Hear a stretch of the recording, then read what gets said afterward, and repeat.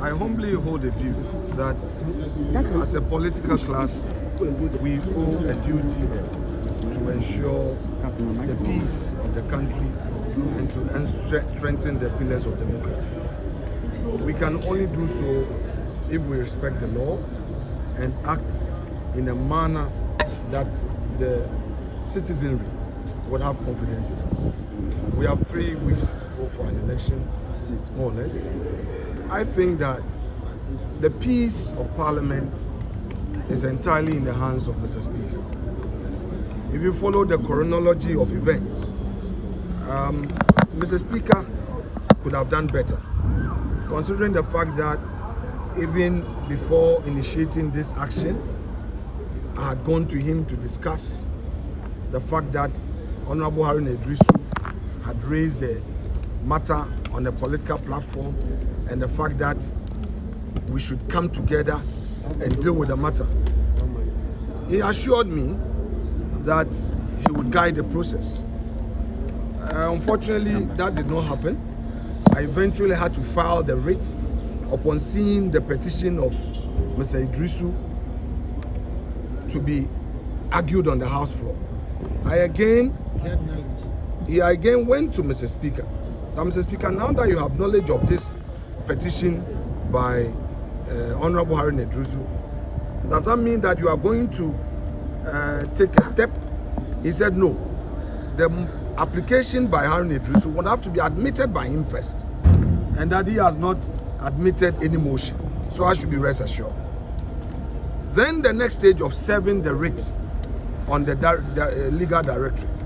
There again, he gave me assurance that because of a certain circular, the directorate could not receive the process until the next Monday. Then I became alarmed when we got onto the House floor. And this time around, the petition from Harun Idrisu was not a matter in issue, but rather Honorable Atuforsen was going to invoke Order 93 to make a statement. We said, okay, fair enough, let's see what will happen. I tried to engage my colleagues on the other side. But you see, they were hell-bent on the politics they wanted to do that day. And from all the actions, it was clear that Mr. Speaker was in the know of whatever they were going to do. So he just called Atuforsen, Dr. Atuforsen, and he came out with this thing. We argued it, and unfortunately, Mr. Speaker announced that he was going to give a ruling on Thursday, when he had assured me that he wasn't going to give a ruling, but because of the court process and all that, he was going to wait so that we all abide by the reasoning of the court. Because according to him, the matter was a constitutional matter. So for me, it was a big surprise that Mr. Speaker would go out of his way to make a ruling, which immediately made the NDC proclaim themselves to be majority, although he himself continued to address me as a majority leader. Fast forward, we came to court, the court intervened, and now the new argument of Mr. Speaker was that he didn't give a ruling. He only gave an opinion. He expressed a view on the matter. He met us on Tuesday, the 22nd of October, at a pre-sitting meeting. And at the pre-sitting meeting, I told Mr. Speaker that, well, you are saying you have received the court process and that you have not declared the NDC the majority. Now that they are sitting on our seat, what are you going to do, Mr. Speaker? Mr. Speaker told me that that is a responsibility of the clerk. He later repeated the same thing to the Council of State and the Peace Council. The clerk to Parliament made sure that he had arranged our seat, the majority caucus, our seat, at where we are supposed to sit, the right of Mr. Speaker. Placed our name tags there. The NDC came to remove them. Mr. Speaker was aware of this. He watched and continued with the proceedings, where I think Mr. Speaker failed the nation and failed our democracy. And I do so with utmost respect. Some of the NDC guys are trying to suggest that expressing my view on his conduct amount to disrespect. Let me say it clear that I will be the last person, I repeat, I, Kwame Afenyo-Markin, will be the last person to disrespect Mr. Speaker. But Mr. Speaker should not think that he's a king. He's an emperor. He's not an emperor. He's a Democrat. Therefore, he shouldn't be too sensitive. Because for a whole week, I know of prominent chiefs, very prominent and respected chiefs, who engaged my side and engaged Mr. Speaker and transmitted some communication to me. I won't mention their names. They transmitted some communications to me that Mr. Speaker was in fact even going to convene Parliament without our recall application, and that I should reach out to him. I went to his residence 2 occasions. They said he was not available. Later, I communicated to that prominent chief. The prominent chief reached out to him. He picked his call, but he didn't pick my call. And then told me that, oh, Mr. Speaker says he's busy with some visiting speakers of African Parliament. So we should make it Monday morning, 10 o'clock. Monday, I spent my whole day in Parliament. Mr. Speaker was not available. Tuesday, same. Later in the afternoon, I was told that Mr. Speaker was challenging the okayedness of the court. So he has instructed his lawyers to file a motion to set it aside. So we should go to court. When we return from court, we'll see what to be done. Put that aside. The Council of State reached out to me again that they have spoken to Mr. Speaker, and Mr. Speaker concedes that he has not made a ruling and that the NDC will move to their own seat. He gave them the assurance. Council of State communicated that to us. We said, okay, if in all of these Mr. Speaker decides to resign, what should I do? I should go and sit on the minority seat? Spiritually, it's not even good. You have 3 weeks to election. I should go and sit on minority. Is that my seat? I won't dare sit there. I will never do it. I will never do it. That's not my rightful place. I should go to minority. Spiritually, make myself a minority person. No. And bind my colleagues. We won't do that. No MPP person will do that. In any event, we were privy to certain things that we cannot make public. That if our colleagues had entered the chamber to attempt to enforce their rights, perhaps we wouldn't be here.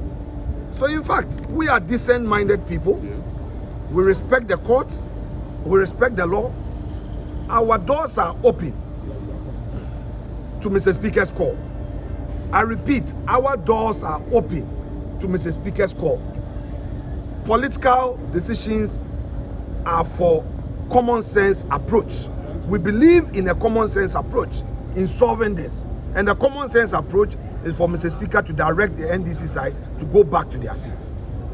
In fact, on Friday, a former majority leader who had engaged Mr. Speaker had told me that Mr. Speaker wanted to have a meeting with me. I went to his secretariat. Mr. Speaker saw me. And then he said, oh, he wants to meet the 2 leaders. I said, okay. I reached out to my colleague, Dr. Atufosin, that Mr. Speaker wanted to meet the 2 of us. Before I could say Jack, Mr. Speaker had moved his car and left. He had left. Atu also confirmed that Mr. Speaker said he wanted to meet us. Our phones are on. Mr. Speaker has several ways of reaching out to me, either directly by his call or his aides. My phone is on. I have not received any call.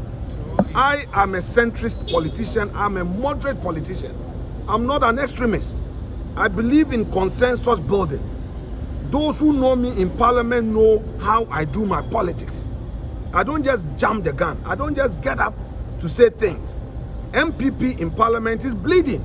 We have gone through too much hell in the hands of Mr. Speaker. We just don't talk about it. We've managed the situation for far too long.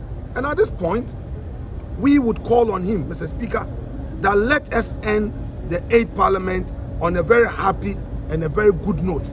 Let's work together. And I want to also address a matter of importance to you, the media. I urge all of you, the media men, stop describing the MPP majority as the MPP caucus. Stop describing me as the leader of the MPP caucus. As part of your journalism, your job is to follow the law, to disseminate right information. This matter came up in the court, and I beg of you, it doesn't matter your political affiliation or how you feel as a media house. Do justice to the issues. The speaker made the pronouncement. He has turned around to say he didn't rule. He only expressed an opinion. You have a court of competent jurisdiction. Which court, Mr. Speaker himself, subjected himself to its authority and jurisdiction.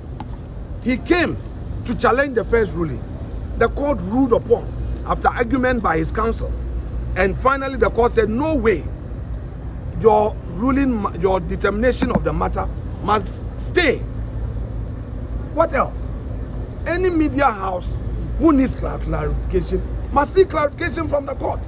Stop describing the majority caucus as NPP caucus. Stop doing your headlines where you will say that Afenyo-Markin, the leader of NPP caucus. Afenyo-Markin is the bona fide leader of parliament. He is the majority leader of parliament. And MPP remains the majority caucus because our 137 plus the one independent, that was the proclamation by law in the House, and we've remained the majority caucus. I said, I will urge you, the media houses, all of you should ensure that you contribute to this sanity, because we need you. We need you. We need you. That's all I want to say. Thank you very much. God bless you. They're still maintained. Leader. For more news, please visit our website graphic.com.gh or follow us on Facebook at Daily Graphic and on YouTube and Twitter at GraphicGH. Subscribe now.